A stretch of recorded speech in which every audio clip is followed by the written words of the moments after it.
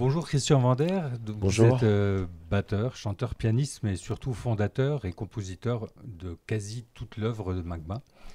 Ce groupe qui devait fêter ses 50 ans il y a 2 ans s'est arrêté pour des raisons qu'on connaît, mais vous nous faites le plaisir de venir à Rumba pour donc fêter cet anniversaire plus 2. On avait eu la chance de vous rencontrer en 2003. J'ai une petite photo qui en témoigne ici. Voilà, une Ah oui, petite photo c'est un de agrandissement. 2003 pour vos 35 ans. Et puis, dans mes quelques recherches, j'ai aussi trouvé une photo, et là j'avoue que j'étais pas encore présent à ce moment-là, mais une photo de 78 où l'espace culturel ne s'appelait pas encore l'espace culturel, mais la salle des fêtes. Et une photo qui est proposée dans l'abécédaire de Pascal Cobert, l'abécédaire du jazz. Hmm, Voilà, donc la Ça l'effet de région, Rumba 78. voilà, la région a priori ne vous est pas inconnue. Non, non, non, non, non. Moi, je ne sais Voilà, pas si on n'a pas joué même 2 fois à Rumba c'est avant. c'est Ouais. bien possible. On dit Rumba ou On Rumba? dit Rumba comme on dit Paris. Voilà, Voilà, Rumba. Rumba.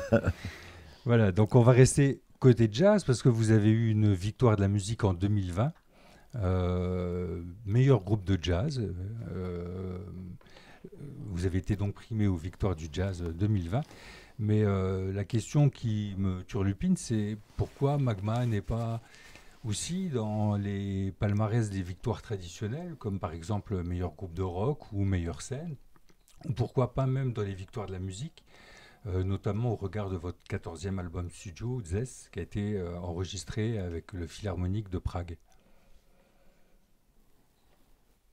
C'est une bonne question, hein. Oui. Euh, je sais pas, peut-être on n'est pas, on ne sait pas qu'on est à contre-courant, mais bon, moi j'ai jamais suivi le fil mode ou autre. Peut-être c'est peut être dérangeant, je ne sais pas. Mais nous, on a toujours essayé de travailler sur la musique et non pas la faire. Moi, j'attends que la musique vienne à moi et non pas vouloir lui donner la faire. Ce qui est plus terrible, c'est ça. C'est elle nous appelle et on répond. Donc, quelquefois, il y a aussi une musique qui vient un peu, je pense, difficile à dire, mais un peu comme médium de cette musique, vous voyez. Si moi, j'essaie de composer, une semaine après, on pourrait dire, je mets dans les cartons, on n'en parle plus jamais, parce que je me lasse. Si la musique vient naturellement, je la laisse venir à moi, là, à ce moment-là, je me dis, il se passe un truc différent qui ne m'appartient pas, mais j'essaie de restituer. Et ce qui rend peut-être, pour moi en tout cas, la musique plus magique. Parce que est-ce qu'on a suffisamment de vécu pour parler d'une chose qui... certaines choses que j'explique quelquefois après avoir composé. D'accord. Il faut... Oui, Donc depuis la formation originale de 1979 jusqu'à aujourd'hui, vous êtes le seul encore à faire partie du groupe. On verra ce soir celle-là est toujours présente. Oui. voilà, celle est arrivée un petit peu après, il me semble. Oui. Voilà. Stella, Francis aussi, qui vous suit depuis de nombreuses années, et Oui, puis Isabelle, qui est présente aussi ce soir, c'est vrai, qui bien était là sûr. en 2003. Dans tous les cas, c'est plus de 150 musiciens qui ont fait partie de l'aventure Magma. Magma, c'est pas un groupe, c'est une école. Écoutez, c'est certain qu'on y apprend beaucoup de choses. Parce que c'est une musique qui est quand même difficile, demande une certaine discipline aussi, notamment rythmiquement déjà au commencement, enfin, certains niveaux rythmiques. C'est ce qui est le plus difficile dans ce pays, c'est ça, la rigueur rythmique. On, on y a beaucoup de musiciens, mais après, c'est une chose qu'on ne travaille pas, on devrait commencer par ça. Vous voyez ce que je veux dire? Mhm. Donc, comme cette musique est très très rythmique au départ, euh, on a beaucoup de difficultés à trouver des musiciens qui après en plus ont un bon sens mélodique et harmonique évidemment. Et c'est pour ça que vous n'avez pas souvent laissé la batterie à d'autres musiciens. Non, là pour Zess en effet, un cas de figure où Morgan Agren Mhm. vraiment était un batteur extraordinaire, j'ai trouvé, et vraiment, ouais, là, c'est très bien sa mission. Alors c'est impossible en une interview de retracer le processus de création de Magma. Il y a toutefois quelques dates clés qui sont d'ailleurs très bien résumées dans un livre écrit par Antoine Decaune, intitulé Magma, qu'on trouvait chez Albin Michel. Mais en tout cas, voilà, il y a eu forcément des moments dans votre vie qui ont contribué à ce processus de création, et notamment sûrement un environnement familial propice à cette création. Ouais, moi j'étais plutôt élevé dans un milieu de jazz. Donc moi j'ai su que j'allais faire de la musique, ou du moins m'approcher encore plus de la musique dès l'âge de 3 ou 4 ans. Donc, je savais que je serais musicien. Enfin musicien, aimé, j'étais fou de musique déjà. Et puis bon, ma mère très mélomane connaissait les plus grands. Chet Baker Chet Baker, qui vous a filé un petit oui. coup de pouce. Vous pouvez peut-être raconter l'anecdote. Ouais, Je ne sais bon, pas si elle se raconte, mais bah, Chet Baker habitait très souvent à la maison aussi. Donc un jour, il me dit, on échangeait, il m'apprenait à faire des 4x4, des 8x8, comme on dit. Voilà. Mhm. Puis il me dit, ouais, t'es doué, il te faut une batterie. Évidemment, j'avais pas les moyens d'acheter une batterie. Il me dit, t'en fais pas, je vais t'en procurer une. Et donc, un jour, il passe à la maison, il me dit, passe ce soir au Chat qui pêche. C'était un club de jazz bien connu à l'époque. Prends un taxi, viens au Chat qui pêche. Donc moi je prends un taxi, j'avais pas un sou, c'est lui qui a réglé. Hein. Et puis il me dit attends 2 minutes, il descend au club et remonte avec une batterie, une belle batterie scintillante, il la charge dans le coffre, paye le taxi, je rentre. Et 2 ans plus tard, j'étais heureux, hein. 2 ans plus tard par contre, les huissiers à la maison. Et en fait, Chet avait simplement volé la batterie de son batteur. Alors c'était plus compliqué, parce que donc ce soir-là, il a dû jouer sans batterie, c'est clair. Peut-être après, ça lui est resté un peu, on le sait. Mais il se trouvait que le batteur louait cette batterie. Donc la maison chez qui il louait la batterie m'a retrouvé. Donc j'ai eu les essieux à la maison pour recel. Donc à 14 ans, je suis passé au tribunal pour recel de batterie. Voilà. Enfin, et depuis, votre batterie Gretsch jaune ne vous quitte plus, et c'est la vôtre. oui, Gretsch, mais des pas importés à l'époque. La première, je l'ai ramenée des États-Unis en 73. Voilà, Gretsch noire. Alors, dans votre éducation musicale, évidemment, on y C'est-à-dire trouve... qu'Elvin Jones jouait sur Gretsch. Mon rêve était de jouer sur Gretsch. Voilà. D'accord. Justement, la transition avec Elvin Jones, c'est entre autres vos références et vos inspirations, vous les avez trouvées à travers Stravinsky, Bartók ou d'autres grands compositeurs. Mais il y a une personne en particulier qui vous a nourri, qui continue encore à nourrir et à nourrir la musique de Magma, c'est John Coltrane. Oui, ne dis pas qu'elle nous... C'est pas la musique ne nourrit pas la musique de Magma. Je n'ai jamais plagié dans la musique de Coltrane. Mettons qu'elle... John nous a toujours surpris et continue encore. Hein. Plus on l'écoute, plus on entre dans son monde et on a encore des choses à découvrir. Moi, si je veux apprendre, j'écoute toujours la musique de John. D'ailleurs, la différence, par exemple, en France, les musiciens de rock écoutent souvent du rock. Vous voyez ce que je veux dire? En Angleterre, aux États-Unis, tous connaissent la musique de John Coltrane, bon, la majeure partie, et voire du classique aussi. Ils s'enrichissent de cette manière. Après, ils ont décidé de jouer du rock ou autre chose, mais ils connaissent énormément de choses qu'en France. Malheureusement, c'est pas le cas. Les gars qui jouent du rock très souvent connaissent que voilà. Je crois d'ailleurs qu'il y a quelques groupes de hard rock internationaux qui vous indiquent Oui, comme référence, même, qui ouais, même indiquent des gars du métal ouais. qui connaissent, hein, notamment le bassiste de Metallica, un fan de Magma.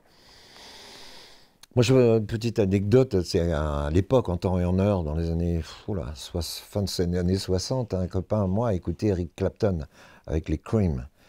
Et moi, j'écoutais déjà à l'époque John, forcément. Et il me disait, oui, John Coltrane, c'est intellectuel, tout ça. Alors, il me faisait écouter Clapton, que je trouvais très bon en tant que guitariste, mais je me lassais plus rapidement qu'un seul phrasé de John. On y avait on a dit une symphonie déjà dans un phrasé. Et lui me disait, oh non, trop intellectuel, blabla. Bon, et un jour, des années plus tard, quelqu'un me dit à la sortie d'un concert, à la fin d'un concert, il dit, quelqu'un voudrait vous saluer. Je dis, oui, bon, pas de problème. Et c'était Eric Clapton. Donc on me présente Eric Clapton.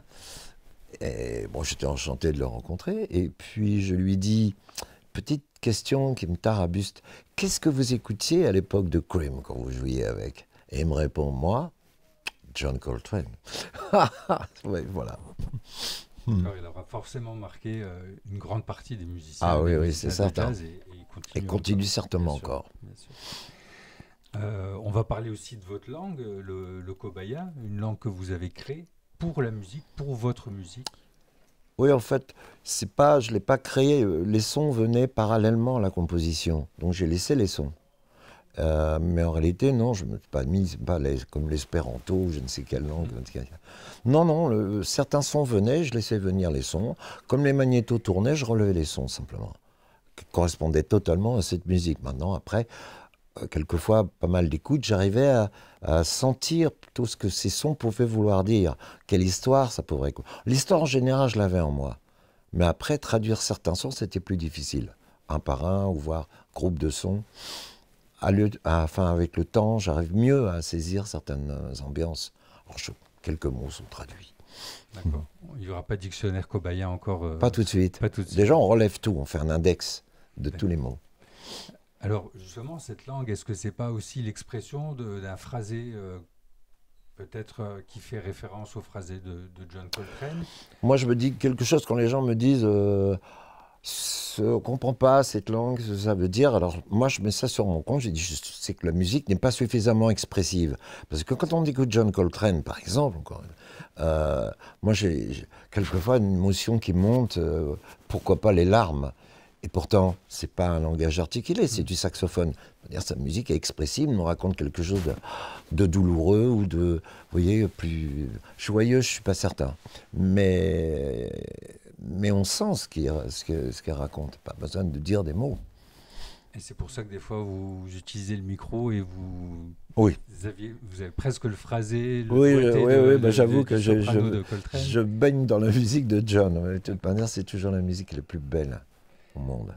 Alors, vous l'avez compris, je suis fan absolu de votre musique. J'ai eu la chance d'avoir un apprentissage de la musique qui m'a permis de découvrir votre musique. Et forcément, j'ai voulu me faire un peu le porte-parole auprès d'amis de mon âge ou même de gens que je continue à croiser ou de gens curieux pour essayer de leur faire découvrir Magma. Et j'ai jamais réussi.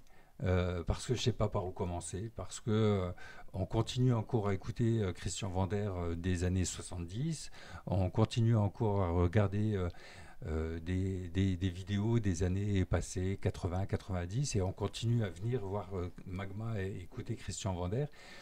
Est-ce qu'il y a une playlist je sais que la question peut peut-être être très compliquée, mais est-ce qu'il y a une playlist idéale pour faire découvrir votre univers à quelqu'un qui serait complètement novice en la matière?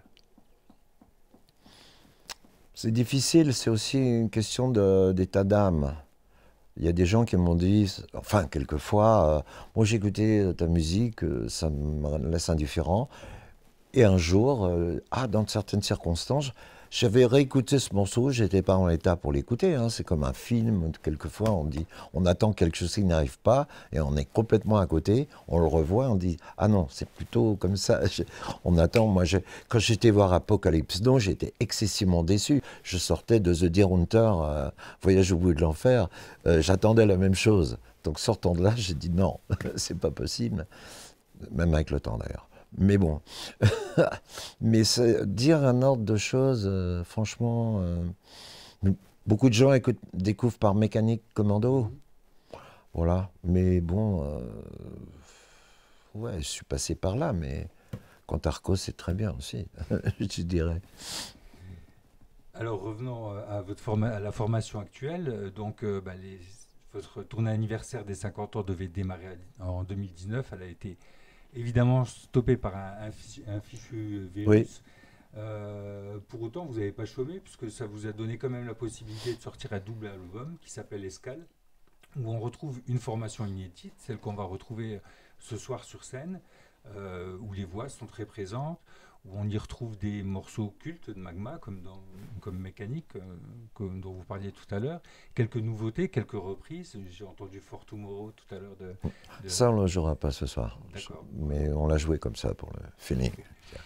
Mais en fait, Magma est toujours aussi jeune, et je trouve Magma de 2021 extrêmement enfin, Revigorant. vigoureux, extrêmement souriant Ouais. et relativement féminin. Alors là, La présence, c'était vraiment un souhait de monter une formation, de retrouver 6 voix. euh, vous savez, bon, les voix, c'est fantastique. Là, on a la chance d'avoir une très belle section de voix, hein, je ne vous cache pas. Mais mon rêve, c'est, bon, pourquoi pas les voix, bien sûr, mais avec une bonne section aussi de cuivre. Trombone, trombone basse, trompette. Waouh. vous, avez En réalisé, plus, vous avez réalisé aussi sûrement quelque chose de fort avec votre dernier album studio, puisque vous l'avez enregistré avec un orchestre philharmonique de Prague.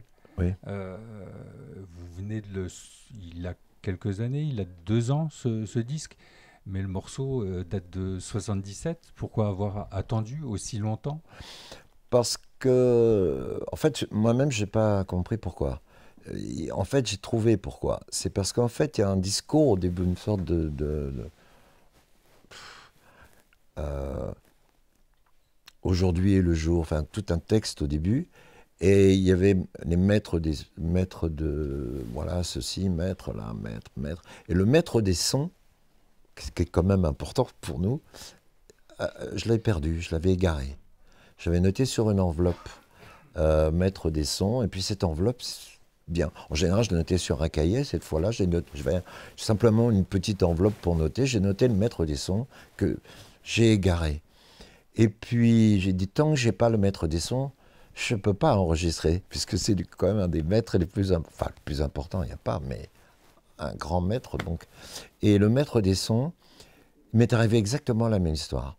Euh, à nouveau, le maître de son est arrivé et je n'avais rien pour écrire. J'avais une enveloppe. Et j'ai écrit à nouveau le maître des sons, peut-être une autre version, peut-être plus profonde. Et quelqu'un m'a dit oui, c'est un message. Parce que là, c'est bizarre. Donc j'avais l'intégralité du texte. D'accord.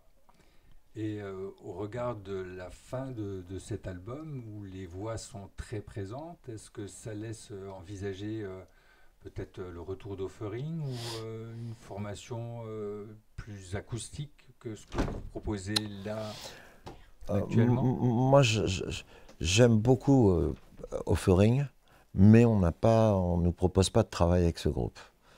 Moi, j'adore Offering, ça permet de partir plus à l'aventure, une musique beaucoup plus improvisée. On va d'un point à l'autre par l'improvisation. Chaque soir est totalement différent. Comme Angba, une musique plus rigoureuse, je dirais, qui n'empêche pas l'improvisation de pouvoir s'exprimer à l'intérieur, hein. Les gens sont libres de changer directement la partie, pourquoi pas. Mais Offering permet de s'évader. C'est un complément de Magma, je dirais. Aussi le jazz. L'ensemble de ces choses enrichit chacune d'elles. D'accord. Alors, dernière question, j'imagine que vos projets à moyen terme, c'est de retrouver la scène et le public qui répond a priori nombreux et présent On le sur ce souhaite. début de tournée. Euh, D'autres projets en cours? J'ai entendu parler d'un Stevie Vander, j'ai entendu parler Oui, de... oui, ça c'est son nom, on l'appelait Stevie. Et d'ailleurs, on a du mal à trouver un autre. À force de dire oui, Stevie Vander, le thème, on me dit on joue Stevie ce soir, je dis oui, oui, mais bon, je dois trouver un titre parce que bon. Quelques thèmes. Le pianiste Thierry Elias a composé un thème qu'on jouera ce soir. Simon Oxy Goubert a composé un thème, mais là pour l'instant il est en chantier, je dirais. Et puis Hervé Aknin, le chanteur, a proposé un thème également. Moi, j'en ai proposé 2, plus un d'un ami à moi qui est parti, hélas, Stunder René Garber. J'ai donc, on va le travailler aussi, voilà.